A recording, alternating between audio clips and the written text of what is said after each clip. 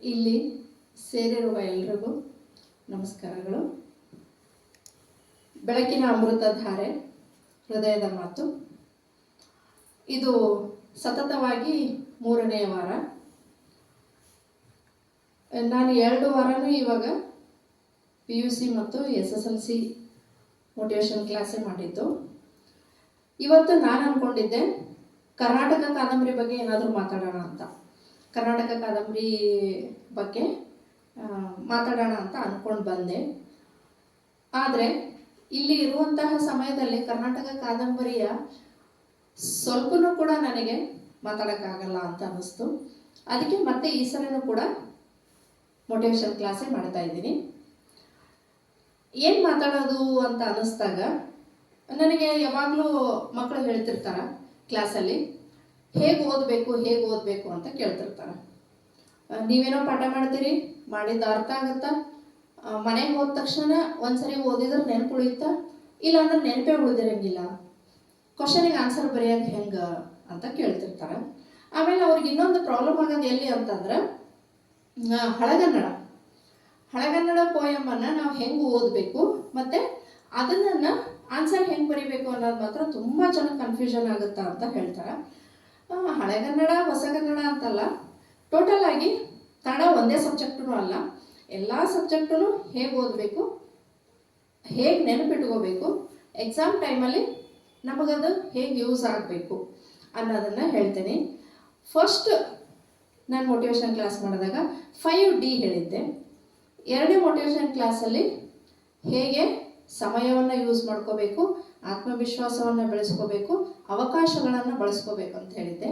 ಇವತ್ತು 5R ಬಗ್ಗೆ ಮಾತಾಡೋಣ. R ಅಂದ್ರೆ 6 ಅಲ್ಲ, ABCD ದಲ್ಲಿ ಬರುತ್ತಲ್ಲ R. 5Rಗಳ ಬಗ್ಗೆ ಇವತ್ತು ಹೇಳ್ತಾ ಹೋಗ್ತೇನೆ. 5R ಅಂದ ತಕ್ಷಣ ನಿಮಗೆ ಮೊದಲು ನೀವು ನೆನಪು ಮಾಡ್ಕೊಂಡು ಬಿಡ್ತೀರಿ. ರೀಡ್ ಫಸ್ಟ್ನೇದ್ದು ನಿಮಗೆ ನೆನಪಾಗ್ಬಿಡುತ್ತೆ. ಮೊದಲನೇದು ರೀಡು, 2ನೇದು ರಿಮೆಂಬರ್, 3ನೇದು ರಿವಿಷನ್, 4ನೇದು ರಿಸೈಟ್, 5ನೇದು ರೀಪ್ರೊಡ್ಯೂಸ್. ಈ 5ಅನ್ನು ನಾವು ಮನಸ್ಸಲ್ಲಿ ಇಟ್ಕೊಂಡು ಓದಿದರೆ ನಾವು ಅಂದ್ಕೊಂಡಷ್ಟು ಪರ್ಸೆಂಟೇಜನ್ನು ನಾವು ಮಾಡಬಹುದು, ತೆಗಿಬಹುದು. ಒಂದೊಂದಾಗಿ ನೋಡ್ಕೊಂಡು ಹೋಗೋಣ. ಮೊದಲೇದು ರೀಡ್.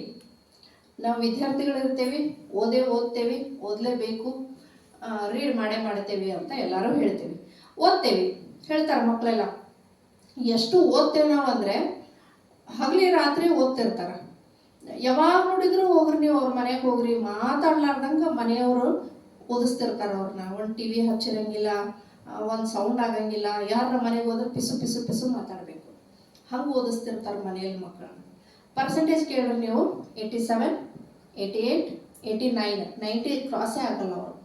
ನಮಗನ್ಸುತ್ತೆ ಅವ್ರು ಓದಿದ್ದು ನೋಡಿದ್ರೆ ಅವ್ರ ಪರ್ಸೆಂಟೇಜ್ ಎಷ್ಟು ಆಗಬೇಕು, 95 ಅಬೋವ್ ಆಗಬೇಕು. ಅಷ್ಟು ಚೆನ್ನಾಗಿ ಓದಿರ್ತಾರೆ ಅವರು. 99 ಆದರೂ ಓಕೆನೆ, ಅಷ್ಟು ಓದಿರ್ತಾರೆ, ಬಟ್ ಆಗಿರಂಗಿಲ್ಲ. ಅದಕ್ಕೆ ಕಾರಣ ಏನಂದರೆ, ರೀಡ್ ಅಂದ ತಕ್ಷಣ ಹುಚ್ಚರ ಥರ ಓದ್ಕೊಂಡು ಹೋಗೋದಲ್ಲ. ಸುಮ್ಮನೆ ಓದಬೇಕು, ನಾನು ಓದ್ತೇನೆ, ನಾನು ಓದಬೇಕು ಅಂತ ಓದೋದಲ್ಲ.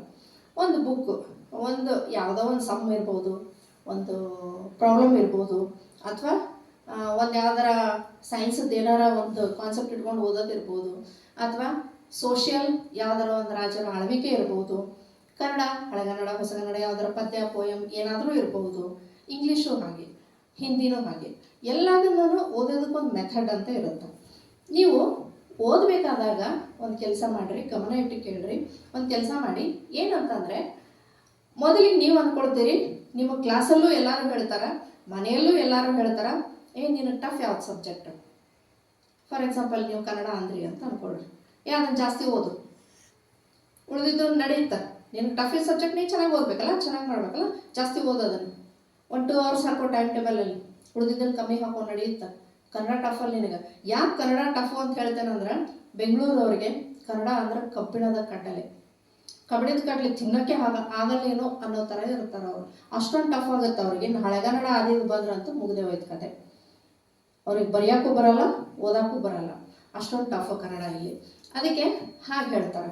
ಕೆಲವೊಂದು ಕಡೆ ಮ್ಯಾಥ್ಸ್ ಟಫ್, ಸಮ್ ಮಾಡು, ಎದ್ರು ಬಿದ್ರು ಬರೀ ಅದನ್ನ ಹೇಳ್ತಿರ್ತಾರೆ. ಇದು ತಪ್ಪು ಕಲ್ಪನೆ. ನೀವು ಒಂದು ಕೆಲಸ ಮಾಡಿರಿ, ನಿಮಗೆ ತುಂಬ ಈಸಿ ಸಬ್ಜೆಕ್ಟ್ ಯಾವುದಪ್ಪ? ನನಗೆ ಇಂಗ್ಲೀಷ್ ಈಸಿ, ಓಕೆ, ಅದನ್ನೇ ಫಸ್ಟ್ ಓದೋಕ್ಕೆ ಸ್ಟಾರ್ಟ್ ಮಾಡಿರಿ. ಅದನ್ನೇ ಓದೋಕ್ಕೆ ಸ್ಟಾರ್ಟ್ ಮಾಡಿರಿ. ಮೊದಲಿಗೆ ಇಂಗ್ಲೀಷೇ ಓದ್ಕೊಳ್ರಿ. ಓದ್ತಾ ಓದ್ತಾ ಓದ್ತಾ ಹೋದಂಗೆಲ್ಲ ನಿಮ್ಗೆ ಕಾನ್ಫಿಡೆನ್ಸ್ ಬರ್ತಾ ಬರ್ತಾ ಬರ್ತಾ ಹೋಗುತ್ತೆ, ಆತ್ಮವಿಶ್ವಾಸ ಬರುತ್ತವ. ಹಂಗೆ ಆತ್ಮವಿಶ್ವಾಸ ಬಂದ ತಕ್ಷಣ ನೀವೇನು ಮಾಡ್ತೀರಿ, ನೆಕ್ಸ್ಟ್ ಅದಕ್ಕಿಂತ ಸ್ವಲ್ಪ ಈಸಿ ಅನ್ಸೋ ಸಬ್ಜೆಕ್ಟನ್ನು ತೊಗೊಳ್ರಿ. ಅವಾಗ ಅದನ್ನು ಓದ್ತಾ ಹೋಗ್ರಿ. ಅದಕ್ಕಿಂತ ಮತ್ತೆ ನೆಕ್ಸ್ಟ್ ಸ್ವಲ್ಪ ಈಸಿ ಅನ್ಸೋದು, ಮತ್ತೆ ನೆಕ್ಸ್ಟ್ ಸ್ವಲ್ಪ ಈಸಿ ಅನ್ಸೋದು, ಹೀಗೆ ತೊಗೊಂಡು ಕೊನೆಗೆ ಏನು ಮಾಡಿರಿ, ಟಫ್ ಅನ್ನುವಂಥ ಕನ್ನಡ ಬರ್ರಿ. ಅವಾಗ ನಿಮ್ಗೆ ಏನು ಅನ್ಸುತ್ತಾ, ನೀವೇನು ಒಂದೇ ದಿವಸ ಓದಿರಂಗಿಲ್ಲಲ್ಲ, ಏನಿಲ್ಲ ಅಂದ್ರೂ ಓದ್ತಾ ಓದ್ತಾ ಓದ್ತಾ ಓದ್ತಾ ಬಂದಿರ್ತೀರಿ. ಹಾಗಾಗಿ ನಿಮ್ಗೆ ಏನು ಅನ್ಸುತ್ತಾ, ನಾನು ಇದನ್ನು ಓದಬಹುದು, ಓದಬಲ್ಲೆ, ಮಾಡಬಲ್ಲೆ ಅನ್ಸಕ್ಕೆ ಶುರುವಾಗುತ್ತೆ. ಆತ್ಮವಿಶ್ವಾಸ ಬಂತು ಅಂದರೆ ಕನ್ನಡನೂ ನಿಮಗೆ ಈಸಿಯಾಗಿ ಬರುತ್ತೆ. ಒಂದು ರೀತಿ ಓದೋದು.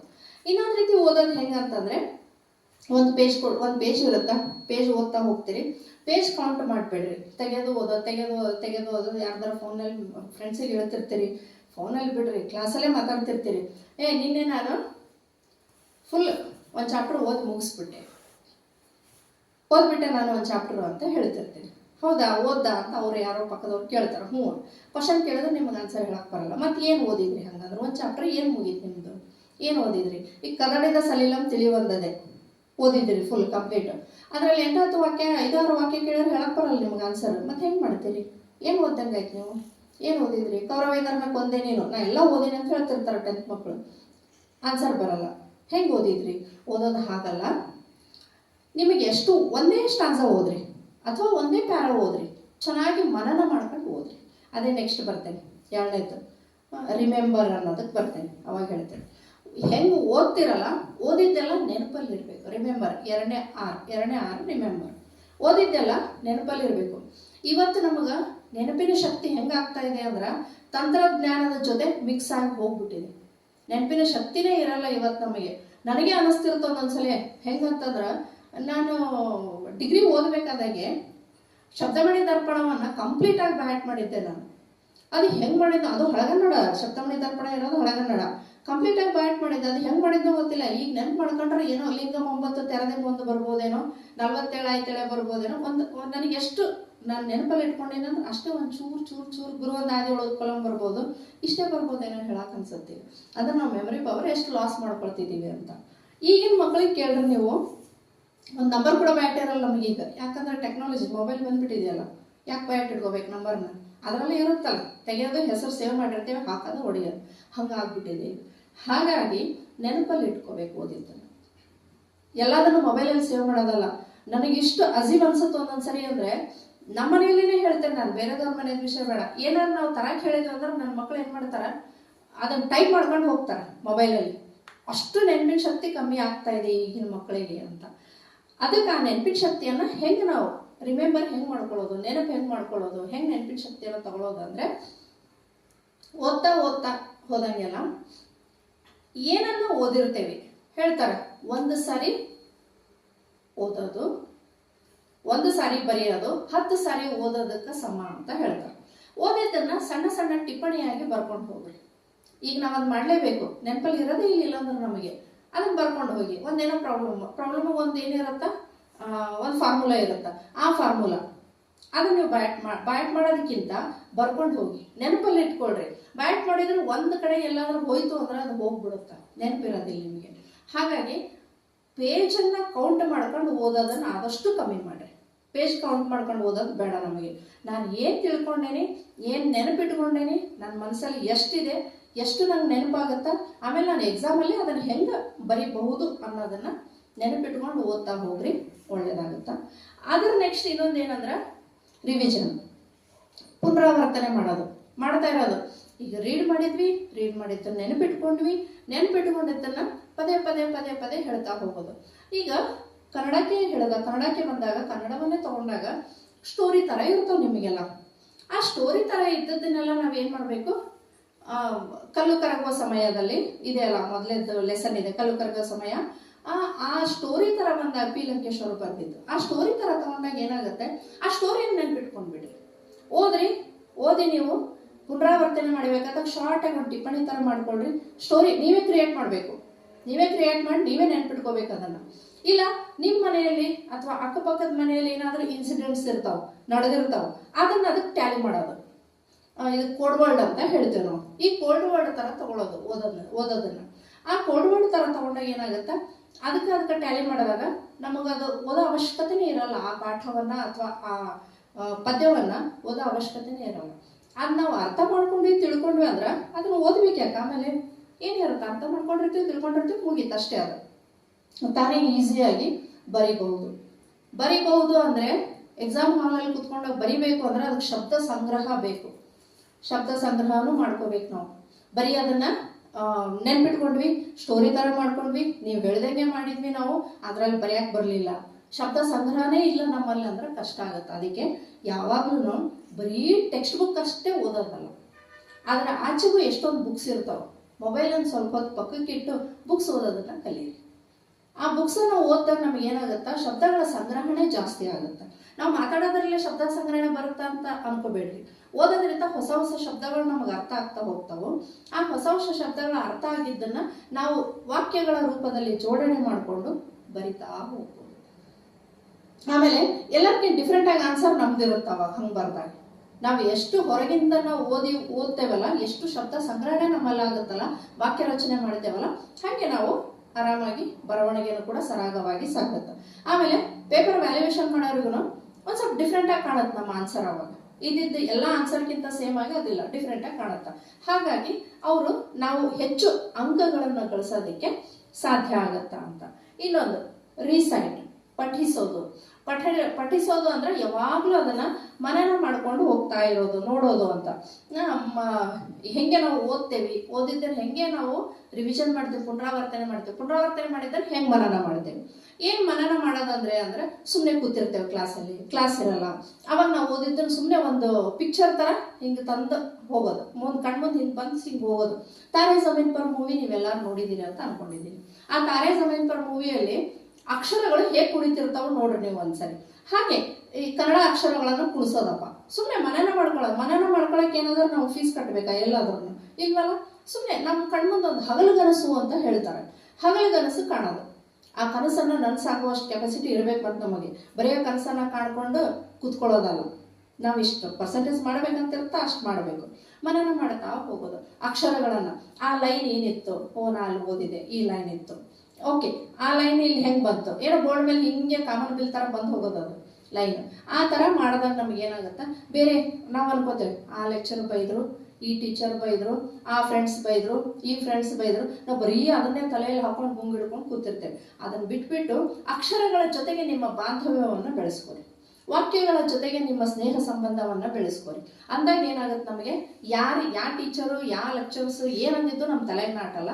ಆಮೇಲೆ ಸುಮ್ಮನೆ ಬೈದ್ರು ನಾಟಿಸ್ಕೋಬೇಡ್ರಿ. ಏನಾರು ಒಂದು ಯೂಸ್ ಇದ್ದು ಬೈದ್ರು ಅಂದ್ರೆ ಹೌದು ಇವ್ರು ನಮಗೆ ಹೇಳೋದು ಒಳ್ಳೇದೇ ಹೇಳ್ತಾರ ಅಂತೇಳಿ ಅದನ್ನ ತಗೊಳ್ಳಿ. ಸುಮ್ಮನೆ ಕೆಲವೊಂದಿಷ್ಟು ಜನ ಚಟ ಇರುತ್ತೆ, ಸುಮ್ಮನೆ ಬೈಯೋದು, ಅದು ಹೆಂಗಿದ್ರು ಬೈಯೋದು, ಬೈತಾನೆ ಇರೋದು ಇರುತ್ತೆ. ಅಂಥದನ್ನ ಏನು ಮಾಡ್ರಿ, ಇಗ್ನೋರ್ ಮಾಡ್ರಿ ಆದಷ್ಟು. ಇಲ್ಲಾಂದ್ರೆ ನಿಮ್ಮ ಎಕ್ಸಾಮ್ ಟೈಮಲ್ಲಿ ತುಂಬಾ ತೊಂದರೆಗಳನ್ನು ಕೊಡುತ್ತವು ಅಂತ. ಇನ್ನು ನೆಕ್ಸ್ಟ್ ರೀಪ್ರೊಡ್ಯೂಸ್. ಹಾಗಂದ್ರೆ ಏನು ಅಂತಂದ್ರೆ ಇದು 5ನೇ R. ರೀಪ್ರೊಡ್ಯೂಸ್ ಅಂದ್ರೆ ನಾವು ಚೆನ್ನಾಗಿ ಓದಿದ್ದನ್ನು ನೆನಪಲ್ಲೂ ಇಟ್ಕೊಂಡಿರ್ತೇವೆ. ನೆನಪಲ್ಲಿ ಇಟ್ಕೊಂಡಿದ್ದನ್ನು ಏನು ಮಾಡ್ತೇವೆ, ಅದನ್ನು ಸರಿಯಾಗಿ ರಿವಿಷನು ಪುನರಾವರ್ತನೆಯೂ ಮಾಡಿರ್ತೇವೆ. ಆಮೇಲೆ ಅದನ್ನು ರಿಸೈಟು ಮಾಡಿರ್ತೇವೆ. ಎಲ್ಲ ಮಾಡಿ ಎಕ್ಸಾಮ್ ಹಾಲಿಗೆ ಹೋಗಿರ್ತೇವೆ ಲಾಸ್ಟಲ್ಲಿ. ಅಥವಾ ನಿನ್ನೆ ರಾತ್ರಿ, ಇವತ್ತು ಎಕ್ಸಾಮ್ ಅಂದ್ರೆ ನಿನ್ನೆ ರಾತ್ರಿ ಥರ ಕುತ್ಕೊಂಡು ಅದನ್ನು ನೀಟಾಗಿನೂ ಹೋಗಿರ್ತೇವೆ. ಹೋದಾಗ ಅದನ್ನು ರೀಪ್ರೊಡ್ಯೂಸ್ ಹೆಂಗೆ ಮಾಡಬೇಕು, ಕತೆ ಥರ ನೆನ್ಪಿಟ್ಕೋರಿ, ಅಥವಾ ನಿಮಗೆ ಯಾವ್ದಾರ ಒಂದು ಇನ್ಸಿಡೆಂಟ್ ಅಂತ ಹೇಳಿದ್ನಲ್ಲ, ಆ ಇನ್ಸಿಡೆಂಟ್ ಥರ ಆದ್ರೂ ನೆನ್ಪಿಟ್ಕೋರಿ, ಹೇಗಾದ್ರೂ ನೆನ್ಪಿಟ್ಕೋರಿ. ನೆನ್ಪಿಟ್ಕೊಂಡಿದ್ದನ್ನು ಏನು ಮಾಡ್ಬೇಕು, ನಾವು ಪೆನ್ನಲ್ಲಿ ಬರಿಬೇಕು. ಪೆನ್ನಿಂದ ಪೇಪರ್ ಮೇಲೆ ಬರೀಲೇಬೇಕು. ಬರೋದ್ರಷ್ಟೇ ನಮ್ಮ ಮಾರ್ಕ್ಸ್ ಸಿಗೋದು, ಇಲ್ಲಾಂದ್ರೆ ಇಲ್ಲ. ಅದನ್ನು ರೀಪ್ರೊಡ್ಯೂಸ್ ಮಾಡ್ಬೇಕು. ನಾವು ಅದನ್ನು ಹಾಕ್ಬೇಕು, ಹೊರಗೆ ಹಾಕ್ಬೇಕು. ನಮ್ಮ ತಲೆಯಲ್ಲಿ ಇದ್ದಿದ್ದನ್ನು ಹೊರಗೆ ತರಬೇಕು. ಅದನ್ನು ಹೇಗೆ ತರಬೇಕು? ಈಗ ಫಾರ್ ಎಕ್ಸಾಂಪಲ್ ನೀವೇನೋ ಒಂದು ಗಾದೆ ಮಾತು ಬರೀತಿರ್ತೀರಿ. ನಾನು ವ್ಯಾಲ್ಯೂಯೇಷನ್ಗೆ ಹೋದಾಗ ನೋಡಿರ್ತೇನೆ ಗಾದೆ ಮಾತು ಹೆಂಗಿರುತ್ತಂದ್ರೆ ಎಲ್ಲರ ಗಾದೆ ಮಾತು ಒಂದೇ. ಗಾದೆ ವೇದಗಳಿಗೆ ಸಮಾನ. ಗಾದೆ ಮಾತು ತಲತಲಾಂತರದಿಂದ ಬಂದಿತ್ತು. ಇದೇ ಇರುತ್ತೆ ಪೀಠಿಕೆಯಲ್ಲಿ, ಇಂಟ್ರೊಡಕ್ಷನ್ ಅಲ್ಲಿ ಇದೇ ಇರುತ್ತೆ. ಅದಕ್ಕಿಂತ ಸ್ವಲ್ಪ ಡಿಫ್ರೆಂಟ್ ಆಗಿ ಬರೀರಿ ನೀವು. ಗಾದೆ ನೋಡುವುದಕ್ಕೆ ಚಿಕ್ಕದಾಗಿದ್ದರೂ ತ್ರಿವಿಕ್ರಮನ ಅವತಾರವನ್ನು, ಅರ್ಥದಲ್ಲಿ ತ್ರಿವಿಕ್ರಮನ ಅವತಾರವನ್ನು ತಾಳುತ್ತದೆ. ಯಾಕೆ ಬರಿಬೋದಲ್ವಾ? ಚೆನ್ನಾಗಿದೆಯಲ್ಲ ಇದು ಅರ್ಥ. ನೋಡಕ್ಕೆ ಶಾರ್ಟ್ ಆಗಿರುತ್ತೆ, ಸಣ್ಣದಿರುತ್ತೆ, ಅದರ ಅರ್ಥ ಮಾತ್ರ ಹೆಂಗಿರುತ್ತೆ, ಗಂಭೀರವಾಗಿರುತ್ತೆ. ತ್ರಿವಿಕ್ರಮನ ಅವತಾರವನ್ನು ವಾಮನ್ನಂತಿರುತ್ತೆ ನೋಡೋಕ್ಕೆ, ಆದರೆ ತ್ರಿವಿಕ್ರಮನ ಅವತಾರ ಅರ್ಥದಲ್ಲಿ ಇರುತ್ತೆ. ಈ ಥರ ಏನಾದರೂ ಬರಿಬೋದಲ್ಲ. ಆಮೇಲೆ ಎಸೆ ರೈಟಿಂಗ್ ಬರೀತಿರ್ತೀರಿ, ಅದು ಏನಿರುತ್ತೆ ಅದು ಒಂದೇ ಹಾಕ್ಬಿಟ್ಟು ಅದು ಹೆಂಗಿರುತ್ತೆ ಹಾಗೆ ಬರ್ಕೊಂಡು ಬರ್ತೀರಿ. ಹಾಗೆ ಬರೀಬೇಕು. ಏನಾದರೂ ಕೊಟೇಶನ್ ಹಾಕ್ಬೋದಲ್ಲ. ಸಂಸ್ಕೃತ ಕೊಟೇಶನ್ ಇರ್ತಾವೆ, ಕನ್ನಡ ಒಳ್ಳೆ ಕೊಟೇಶನ್ ಸಿಗ್ತಾವೆ, ಇಂಗ್ಲೀಷ್ ಒಳ್ಳೆ ಕೊಟೇಶನ್ ಸಿಗ್ತಾವೆ. ಏನಾದರೂ ಕೊಟೇಶನ್ ಹಾಕಿ ಅದಕ್ಕೆ ಮೇಕಪ್ ಮಾಡಿದ್ರೆ ಚೆನ್ನಾಗಿ ಅನ್ಸುತ್ತಲ್ಲ ಪೇಪರ್. ಅಕ್ಷರಗಳಿಂದ ಮೇಕಪ್ ಮಾಡಿರಿ, ಮತ್ತು ಸುಣ್ಣ ಬಣ್ಣ ಬಳಿ ಬಿಡ್ರಿ, ಅದಕ್ಕೆ ಅಕ್ಷರಗಳಿಂದ ಮೇಕಪ್ ಮಾಡಿ. ಹಾಗಾದಾಗ ಏನಾಗುತ್ತೆ, ವ್ಯಾಲ್ಯೂವೇಟರಿಗೆ ಏನೋ ಒಂಥರ ಡಿಫ್ರೆಂಟ್ ಅನ್ಸುತ್ತೆ. ಈಗ ರ್ಯಾಂಕ್ ಸ್ಟೂಡೆಂಟ್ಸ್ ಎಲ್ಲ ಬರೆಯೋದು ಹಾಗೇನೆ, ಇದ್ದಿದ್ದು ನಿಮ್ಮ ಥರನೇ ಬರೆಯಲ್ಲ. ಗಾದೆ ವೇದಗಳಿಗೆ ಸಮಾನ ಅಂತ ಹೇಳ್ಬಿಟ್ಟು ಮುಂದೆ ಅದನ್ನು ವಿವರಿಸ್ಕೊಂಡು ಹೋಗಲ್ಲ ಅವರು. ಅದನ್ನು ನೀಟಾಗಿ ಬರ್ಕೊಂಡು ಹೋಗೋದಕ್ಕೆ ರೀಪ್ರೊಡ್ಯೂಸ್ ಹೆಂಗಿರಬೇಕು ಅಂದರೆ, ನೋಡೋರಿಗೆ ವ್ಯಾಲ್ಯೂವೇಟರಿಗೆ ಚೆನ್ನಾಗಿ ಅನಿಸ್ಬೇಕು. ತುಂಬ ಚೆನ್ನಾಗಿ ಓದಿರ್ತೇವೆ, ಬರೆಯೋಕ್ಕೆ ಬರಲಿಲ್ಲ ನಮಗಂದರೆ ವೇಸ್ಟ್ ಆಗುತ್ತೆ. ಹಾಗಾಗಿ ಇವುಗಳನ್ನು 5 Rಗಳನ್ನು ಮನನ ಮಾಡಿ 5 Dಗಳ ಜೊತೆಗೆ 5 Rನ್ನು ಸೇರಿಸ್ಕೊಳ್ಳಿ. ನಿಮ್ಮ ರಿಸಲ್ಟ್ ಚೆನ್ನಾಗಿ ಬರಲಿ, ಎಕ್ಸಾಮ್ ಚೆನ್ನಾಗಿ ಮಾಡಿರಿ, ಚೆನ್ನಾಗಿ ಓದಿ, ಚೆನ್ನಾಗಿ ಬರೀರಿ ಅಂತ ಹೇಳ್ತಾ, ಮುಂದಿನ ವಾರ ಮತ್ತೆ ಒಂದು ಇದೆ ಯಾವುದೋ ಒಂದು ಕಾನ್ಸೆಪ್ಟ್ ನೋಡೋಣ, ಯಾವುದು ಓದೋದ್ರ ಬಗ್ಗೆನೇ ತೊಗೊಂಡು ಬರ್ತೇನೆ ಮತ್ತೆ ಮುಂದಿನ ವಾರ. ರಾಘವೇಂದ್ರ ಸರ್ ಅವರಿಗೆ ಧನ್ಯವಾದಗಳು. ಅದರೊಂದಿಗೆ ಇಷ್ಟೊತ್ತರೆಗೂ ನನ್ನ ಮಾತನ್ನು ಆಲಿಸಿದ್ದಕ್ಕೆ ಪಾಲಕರಿಗೂ ಮತ್ತು ಮಕ್ಕಳಿಗೂ ಕೂಡ ಅನಂತ ಧನ್ಯವಾದಗಳು. ನಮಸ್ಕಾರ.